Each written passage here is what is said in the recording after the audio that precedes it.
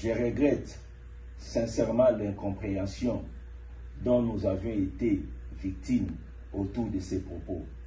Je regrette et je partage également la douleur de mes compatriotes de l'Est du pays qui souffrent des affres de la guerre, qui souffrent avec des tueries, des viols et des actes de barbarie. Nous partageons leur douleur et je regrette que nos compatriotes aient été vexés parce que nos propos ont été sortis de leur contexte.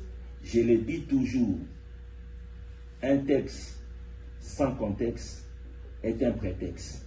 Nous avions été devant les investisseurs à Houston et les investisseurs avaient besoin d'être rassurés.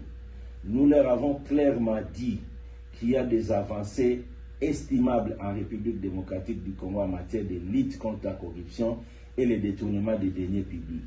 Qu'ils ne devaient pas avoir peur. La République démocratique du Congo est safe.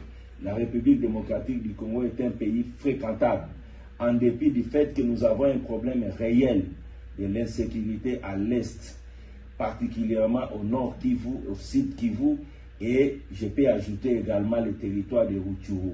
Nous avons nos compatriotes qui souffrent à cause des atrocités qui sont créées par les bandes, les groupes armés à Beni, à Butembo, à Bunia et à Rutshuru. Nous partageons leur douleur. Nous sommes Congolais et le Congo est un. Quand ça ne marche pas à Bunia, c'est au Lualaba qu'on ressent les mêmes phénomènes. Quand ça ne marche pas à Beni, c'est à Matadi, c'est au Bandundu, c'est à Kinshasa que nous ressentons les mêmes problèmes. Nous ne pouvons pas donc cracher sur la mémoire des milliers de Congolais qui sont morts à cause de cette barbarie. Mais je regrette profondément que la situation qui s'est passée à Houston soit une simple manipulation. Parce que loin de moi, l'intention de cracher sur la mémoire de mes compatriotes. Je partage profondément ce qui se passe dans mon pays, mais je devais rassurer les investisseurs que notre pays est fréquentable, que cette insécurité est contenue. Le président de la République a accepté que la RDC engage des pourparlers avec les responsables des groupes armés pour mettre fin à cette situation. Dans le même ordre d'idée, le président de la République a décrété l'état de siège dans deux provinces de notre pays, le Nord Kivu et la province de l'Ituri.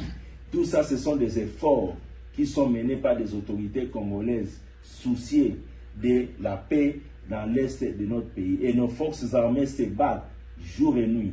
Il y a de nos militaires qui tombent chaque jour et ils se battent pour que la paix revienne.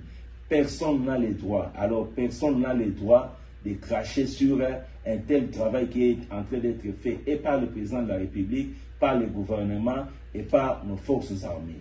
Je n'ai pas ces droits-là. Donc, je partage la douleur de mes compatriotes qui souffrent à l'Est et nous sommes de cœur.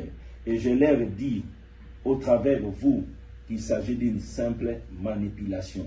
La manipulation est là parce que je peux vous dire, avant même que nous arrivions ici, plusieurs des prédateurs inquiétés par la lutte contre la corruption en train de prendre en Inde et Congo ont prétendu que nous sommes venus aux États-Unis pour chercher des appuis. Je ne sais pas de quels appuis. Moi qui vous parle, retenez que je ne chercherai pas un mandat électif. Je serai ni député provincial, ni député national, ni un mandat quelconque. Je suis fier d'être un fonctionnaire et je suis fier de traquer les délégats financiers. J'adore ce travail. Beaucoup me demandent pourquoi